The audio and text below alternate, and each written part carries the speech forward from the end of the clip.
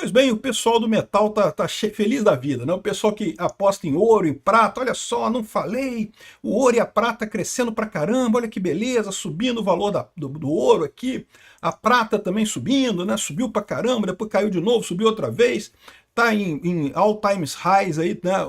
Altas históricas de todos esses metais aí. Uma coisa que chama realmente atenção, chama bastante atenção realmente esse aumento do valor do ouro e da prata, né? O preço do ouro e da prata não para de subir. No entanto, o Bitcoin está meio que lateralizando. Deu uma subidinha, foi ali de novo nos 100 mil, voltou de novo, está ali, né, circulando em torno de 90 mil dólares. Não chegou a cair muito, mas continua ali numa faixa de preço meio frustrante para nós entusiastas do Bitcoin, né? E aí que fica a dúvida, o que está acontecendo? Por que o ouro e a prata estão subindo pra caramba e o Bitcoin não está subindo tanto assim? Eu vou explicar para vocês aqui de linhas gerais o que eu acho que está acontecendo. Eu não tenho bola de cristal, eu não sei o que vai acontecer no futuro, mas eu acho que tem a ver justamente com a preocupação do mercado de títulos mundial. Os títulos dos Estados Unidos, do Japão, da Europa, existe uma preocupação muito grande. Por quê? Porque esses países todos estão com problemas de credibilidade, ninguém está querendo muito título do governo. E aí os países têm recorrido ao ouro e à prata para fazer suas reservas, e por isso o preço dos metais está subindo. Essa é a minha hipótese, eu vou explicar para vocês o porquê isso daqui. Porque embora o ouro e a prata seja uma boa alternativa para países e para grandes compradores, para você que é um pequeno comprador, eu vou te falar um negócio, não é uma boa escolha não, o Bitcoin continua sendo melhor, tá? Obrigado a você que está assistindo o nosso vídeo, se você gosta do nosso conteúdo, por favor, deixe o seu like, se inscreva aqui no canal, né? O Bitcoin, por sua vez, parece parado, parece andando de lado aqui, ó, isso aqui é um ano do Bitcoin, um ano, ele subiu um pouquinho, caiu um pouquinho, é verdade, não teve nenhuma maxi desvalorização do Bitcoin, como costumava acontecer, né? O Bitcoin tinha esses ciclos, que a cada 4 anos ele desvalorizava pra caramba, e curiosamente esse ciclo foi rompido, tá? Ou seja, a gente não está vendo mais uma maxi desvalorização do Bitcoin, mas em troca também não estamos vendo uma grande valorização do Bitcoin. Isso é um sinal, certamente, da maturidade dele, ou seja, o fato de que muitos investidores institucionais estão usando o Bitcoin nesse momento. Existe uma pesquisa dizendo que todos os grandes bancos americanos já estão usando o Bitcoin. Então, ou seja, já não é mais aquele negócio de nerd, de aprender a usar Bitcoin, não sei o que lá, de outsider. Agora qualquer um tem ETF de Bitcoin, qualquer um compra Bitcoin, e é natural que isso tenha uma flutuação menor. Mas isso não quer dizer sobre o futuro. E aí que eu falo para vocês, principalmente para o pequeno investidor, né? Existe uma pesquisa que diz aqui, ó, que 71% dos investidores institucionais veem que o Bitcoin está subvalorizado, ou seja, que a tendência do Bitcoin é subir e subir bastante, né? Mas eu estou me adiantando. Por que o Bitcoin é um bom investimento, melhor do que o do ouro e da prata para pessoas, para indivíduos, tá? Para nós indivíduos, né? E o ouro e a prata são bons investimentos, por que eles estão subindo tanto? O que está acontecendo para o ouro e a prata subir? É o primeiro ponto que a gente vai tratar aqui no vídeo. O Bitcoin eu vou falar mais adiante, né? Bom, o ouro e a prata estão subindo muito. A minha visão é a seguinte, houve um movimento de venda de títulos de governo. Muitos governos, eles mantêm as reservas do governo usando títulos americanos, por exemplo, né? Os títulos americanos são considerados muito seguros. Então, por exemplo, o Brasil tem reservas, né? Tem o dinheiro em reserva. Como é que ele mantém essas reservas? Ele compra títulos americanos. Os Estados Unidos têm reservas também, a Europa tem reserva, todo país tem reserva para os seus compromissos, e esse pessoal gasta o dinheiro justamente comprando títulos de países, principalmente de países estáveis, como a Europa, os Estados Unidos e coisa e tal. Só que o que está acontecendo nessa história? Está havendo uma percepção de que os títulos americanos podem ser usados como arma comercial. Por exemplo, a Europa ameaçou vender os títulos americanos caso os Estados Unidos atacasse a Groenlândia, né? E isso certamente jogaria o valor dos títulos americanos para baixo, forçaria o aumento da curva de juros nos Estados Unidos e prejudicaria muito os Estados Unidos. Os Estados Unidos têm a dominância no escalonamento de uma guerra de débito. Vamos supor, por hipótese, que a Europa decida vender os títulos da dívida americana. O que os Estados Unidos pode fazer? Ele pode vender os títulos da dívida europeia. E aí nessa briga, entenderam o problema? O problema é que os Estados Unidos ainda é muito maior que a Europa. Então, ou seja, nessa briga de venda de títulos, a Europa se fode muito mais rápido do que os Estados Unidos.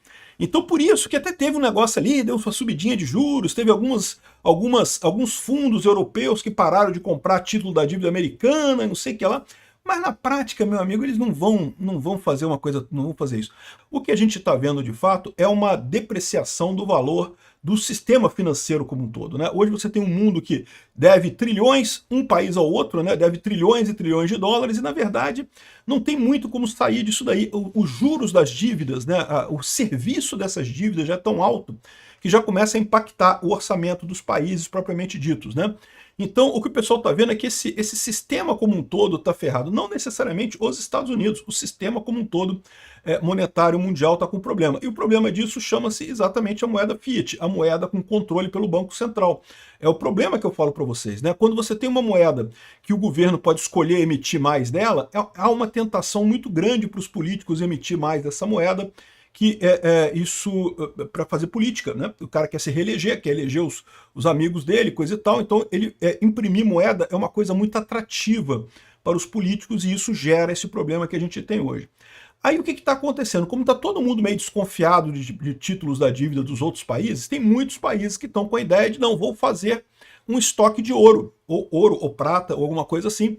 Muitos países estão fazendo, até o Brasil está comprando ouro, né? Então, e é por isso que você vê esse valor aqui subir tanto, tá? Porque esse valor realmente indica, é isso que está acontecendo, os países querendo comprar ouro e comprar prata, né? E por que esses países não compram Bitcoin, por exemplo? Eles não compram Bitcoin porque eles têm medo do Bitcoin. Lembra, o valor do Bitcoin é exatamente que ele destrói o sistema monetário desses países. O Bitcoin, o valor do Bitcoin é ser resistente a tentativas de tributação, de controle, de regras aleatórias pelos governos, né? É lógico, os governos tentam impor essas regras, inventam regras para isso, mas a verdade é que eles não têm como impor essas regras de verdade. Então fica essa coisa toda aí do jeito que está. Mas os governos não querem comprar Bitcoin, porque eles sabem que dá poder para o Bitcoin, aí eles matam a galinha dos ovos de ouro deles, que é essa possibilidade de emitir dinheiro. Qual que é a alternativa que eles veem? Vamos comprar ouro e comprar prata. Comprar ouro e comprar prata não é tão ruim quanto comprar o título da dívida americana, mas a gente não perde o controle para o Bitcoin. E é isso que a gente está vendo aqui, é por isso que o valor do ouro e da prata está subindo. E é possível que suba mais algum pouco aí, não vou enganar vocês não, porque muitos países estão optando exatamente por isso, né? Agora, uma coisa que é uma coisa boa para países, não necessariamente é o melhor para as pessoas. Porque, de novo, o problema é que o sistema todo está quebrado. E quando esse sistema quebrar, o país vai ter uma montanha de ouro aqui, vai precisar vender. E quando começar a precisar vender essa montanha de ouro para pagar as dívidas dele, para realmente fazer os compromissos dele, esse ouro vai cair tão rápido quanto está subindo. A mesma coisa com a prata. E, além disso, você tem outros problemas no que tange a pessoas físicas. Você quer ver? Aqui, ó, aqui está uma mensagem no Reddit de um cara falando sobre a dificuldade de vender ouro e prata, né? Comprar ouro e prata é fácil, né? Tem um monte de loja aí que vende ouro e prata. Você vai lá, compra, pelo valor que está aqui, né? Você tem aqui a prata aqui, você compra e coisa e tal, né? E na hora de vender é complicado. O cara está falando que o melhor que ele consegue é 85% do valor de mercado. Caramba, né? 15% de desconto, né? E mesmo assim o pessoal coloca um monte de dificuldade, tem que ir presencialmente, coisa e tal, mandou de cabeça danada para vender. E ele está preocupado com isso, que ele fala, poxa, 15%, mesmo com essa subida grande aqui, você perde um bocado de valor nessa coisa aqui, né? Por que que o ouro e a prata não tem um negócio como o Bitcoin tem, por exemplo, de peer-to-peer, que um vende para o outro? Podia ser assim, né? Tem gente querendo comprar ouro e prata, tem gente querendo vender ouro e prata. Por que um não faz negócio com o outro, né? Porque no caso do ouro e da prata existe um fator que é a dificuldade de você saber se o ouro e a prata são verdadeiros, né? Você tem o ourozinho ali, aquela barrinha e coisa e tal, e lógico, tem maneiras de saber se é verdadeiro, se é falso, não sei o que lá.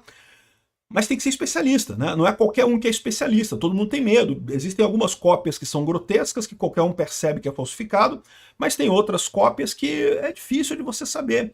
Esse é um dos problemas do ouro. O Bitcoin não tem esse problema, amigo. Se está no blockchain, se bateu ali na blockchain, lá confirmou 6 transações confirmadas na blockchain, o negócio está valendo, é válido, não tem erro, não tem Bitcoin ruim, Bitcoin bom e coisa e tal. O ouro e a prata tem esse tipo de coisa, tem essa dificuldade. Então, o que o pessoal percebe é o seguinte, você comprar o ouro e a prata na empolgação, você compra. Pô, compra ouro, beleza, tá subindo, tá subindo.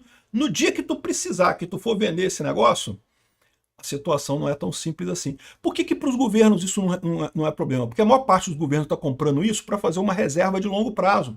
Eles não estão preocupados em vender imediatamente.